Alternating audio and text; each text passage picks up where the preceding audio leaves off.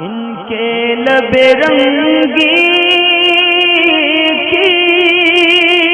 निछावर थी कि जिसने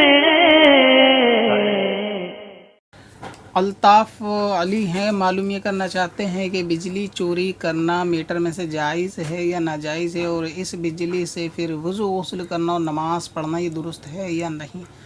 तो देखें, बिजली का चोरी करना चाहे मीटर से हो या किसी भी किस्म से हो, यानी ऐसा मीटर के अंदर तरगीब कर देना कि उसके अंदर इस्तेमाल तो सामान ज़्यादा हो, काम बिजली ज़्यादा इस्तेमाल हो मगर उसकी रीडिंग थोड़ी कम आए।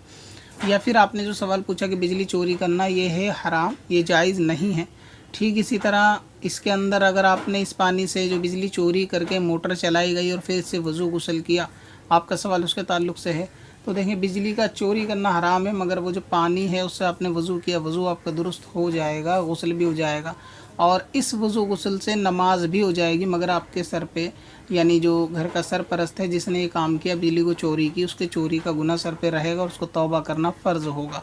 अब बहुत सारे मामलात ऐसे होते हैं जो अक्सर देखे भी जाते हैं कि लोग बिजली चोरी कर रहे होते हैं और बिजली चोरी करने के बाद जब उनके चीज़ मालूम चल जाती है कि बिजली का चोरी करना ये हराम है, तो ऐसी सूरत में वो कनेक्शन हटाकर तौबा तो कर लेते हैं, मगर सवाल ये आता है कि जो पिछले दिनों में बिजली चुराई या बिजली बचाई उसके रकम का क्या करना पड़ेगा। तो ज़ाहिर सी बात है कि जो पिछले दिनों में बिजली चुराई, मसलन ये अंदाज़ा करें कि 100 रुपये की ख़र्च होनी थी मगर आपने उसको 80 रुपये की ख़र्च करी और 20 रुपये की चुराई, तो ऐसी सूरत में 20 रुपये वापस बिजली घर में जाकर जमा कराने होंगे। आप चाहें तो इस तरह कर लें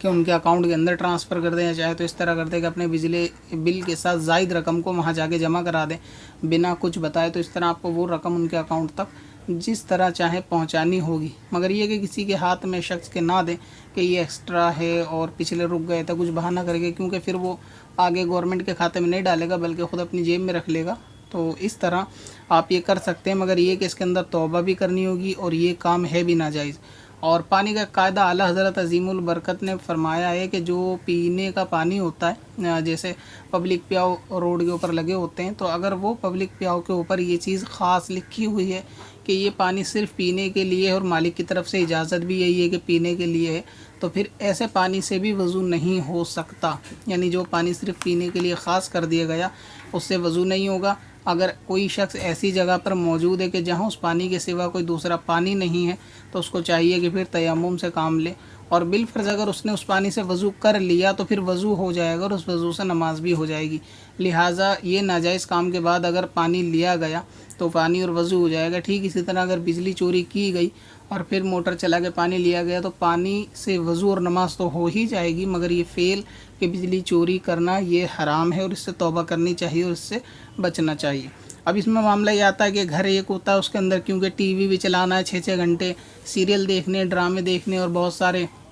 मामलात अपने नफ्स के आराम के लिए भी चाहिए, तो इतनी बिजली की खपत हो नहीं पाती या फिर इतने अखराजात होते हैं, इतनी कमाई हो नहीं पाती, तो आदमी फिर ये चोरी की तरफ जाता है, हराम को हलाल, हलाल को हराम करने की तरफ जाता है। अगर ख़ुद अपने अंदर थोड़ा कंट्रोल करके रखे, गैर शरई चीज़ों को बंद रखे, जहाँ उसकी ज़रूरत ना हो वहाँ पे बिजली, पंखे, कूलर, फ्रिज वगैरह को बंद रखे, ज़रूरत के तहत चलाए, तो इंशाअल्लाह ताला चोरी की नौबत नहीं आएगी। चोरी की नौबत भी वहाँ आती है कि जहाँ आदमी अपनी चादर से ज़्यादा पैर फैलाने की कोशिश करता है। पत्थर में हसन लाले पुरनवार